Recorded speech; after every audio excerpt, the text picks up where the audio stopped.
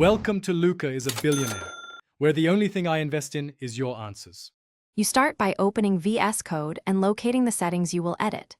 First, open the command palette with Ctrl plus Shift plus P, then choose Preferences, Open Settings, JSON. Once done, make sure you know whether you'll edit user settings, workspace settings, or a theme file, because changes apply differently. You will work directly with JSON keys like Editor, Token Color Customizations, and Workbench. Color Customizations. This first step puts you where the color settings live, so you can change text color precisely and safely.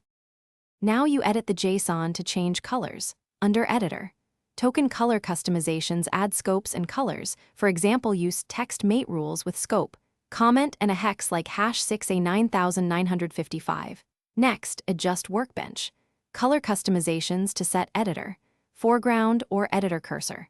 Foreground so general text and cursor contrast correctly. Make small changes, save, and observe the editor live. If a theme extension overrides values, disable it temporarily.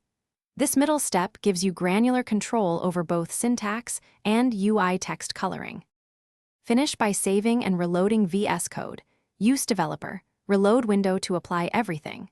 Then open several file types to confirm your color rules apply consistently.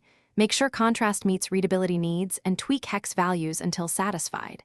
If colors don't change, check for higher priority theme files or extensions that override settings, disable them, then reload.